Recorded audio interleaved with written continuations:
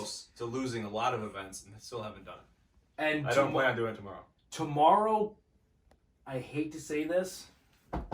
Don't say it. I'm not going to say it.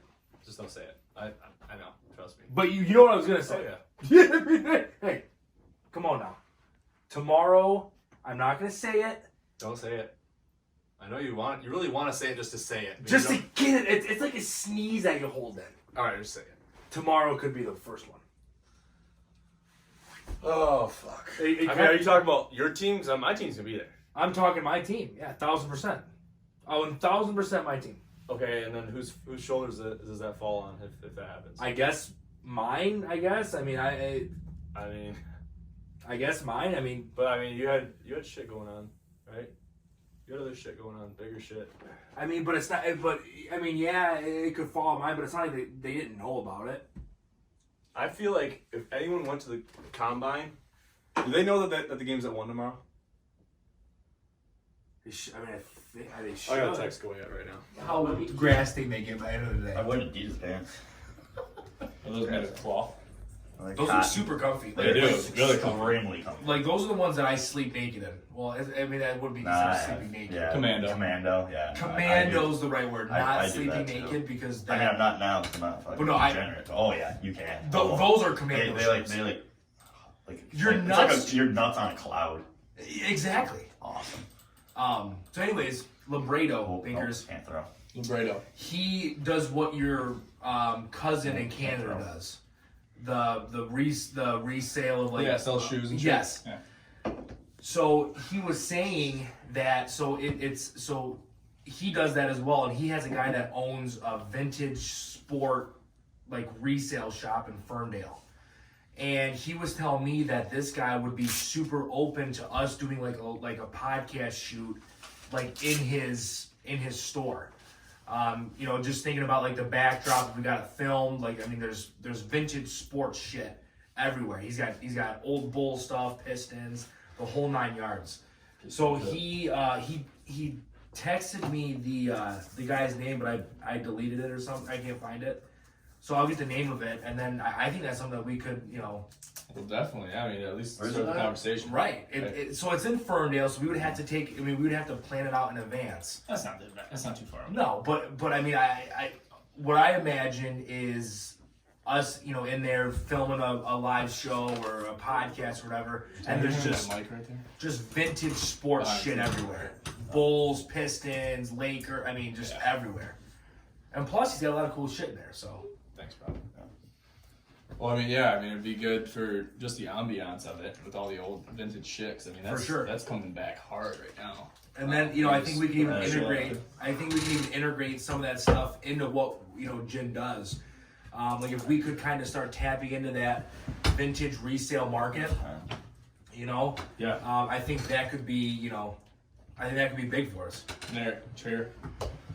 A hell of an event. A lot of stuff went into it, a lot of thought went into it, and it just turned out great. The weather was a little bit iffy for some people. It got in their heads a little bit, I think, but you know, we did a good job, I think, as a whole, kind of putting that to the wayside as far as worrying about the weather. We really went out there and executed and did what we had to do. So I was happy with how it went. You know, my big takeaway is obviously. You know, another event Bink and I kind of hash up, kind of come up with. But on top of everything, just the support that we were given because of it, people driving, you know, hours away to come be a part of it. We had our presser last night. Kind of some of what we predicted on both ends kind of came true. We had a close game up at halftime. You know, Team Beeper battled back. But let's call it what it is. We came up short. I think there were some personnel changes that I could have made earlier in the game that, you know, could have maybe warranted a victory for us, but I didn't, and I kind of kicked myself in the ass for that. But, I mean, again, at the end of the day, another successful Gym Pros event, that's all we can ask for. It's really all we can ask for. Part of me, I see him. We'll see that. What was damning to him was he chimed in on the live stream. So I'm like, oh my god, Sammy Shabaya. He lives in East Lansing. I'm good buddies with him. I know Sam's been good buddies with him for a while. They've had a couple classes together at State. I'm like, how did I not think of this guy? So I messaged him. I'm like, yo, we got this football game going on this coming Sunday. This is last week. I'm like, can I lock you in for Team Bank? And he's like, yeah, lock me in. But meanwhile, I think his thought process was, he's like, oh, well, John's probably in the same team as Sam, my brother. So he's like, oh, I'm in the same team, so I'll probably just do that. On the contrary to popular belief, Two different teams. I mean, he was really, honestly, somewhat agreeing to be on both teams. He was on Team Beeper and Team there. Bink. Now, listen, I don't say this too often, but let's call that what it is. There was controversy. So, what did Bink and I do? Bink and I hashed it out like men, like what real men do, and we go play a game of darts. Whoever wins the game of darts gets Sammy. Now, mind you guys, people who are listening to this right now, watch the video. It'll be on our YouTube. It'll be on our Facebook. Sammy's built like a brick shithouse. I mean, this kid is fucking yoked. Sammy looks like he could legitimately run through a brick wall. So Bink and I go into the dart room, play a game of darts, and listen, I'm not gonna lie, it came down. John beat me, right? It was a nail biter, man. Like I was throwing some darts. I had a couple rounds. You start with 3 darts, right? Every turn, throw 3, then the next guy throws 3. And I was trying to knock my numbers down. We played a cricket format just to try to knock it out and get it all hashed out. It was quite a lengthy match, and it kind of came down to, I think I got you by 2 darts. You did. Tony never really played darts before, to his knowing, and I was very rusty. I played a lot of darts in my day, but coming up on this Constellation rubber match of darts for the first free agent, it was rusty at the best. So I struggled a little bit. We came out on top, won by a couple darts, but it was tight, really tight. So here's what I'll say to you, and this is a legitimate question. Answer it as truthfully as you want to. Lie straight to the mic if you want to. Would you say that Sammy took your team over the top? I think Sammy took our team to a different level than was maybe either expected or just kind of anticipated going into it, knowing the athleticism we had in our team, knowing the people we had in certain roles.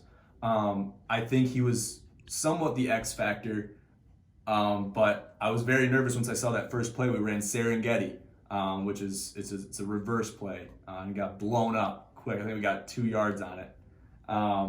That had me worried early on. That was the first play of the game. We won the toss, and I mean, he came out and showed out after that, which was a delight. He told me he scored 3 touchdowns. I mean, that's 21 points on the board right there. Yeah, he definitely did good. But I think his experience on the rugby field really made him that X factor to not be afraid to get hit, not be afraid to deliver a hit. And the culmination of things really kind of changed the dynamic. And really, I think he instilled in other people on the team too, okay, this is what it takes to play on Team Bank.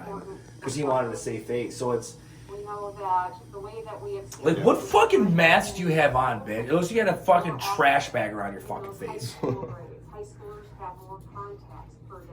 Oh, really? Gretchen, do they? More spread in the older grades. Yeah, God, it's disgusting. But love you guys. I'm out of here. All right, bro.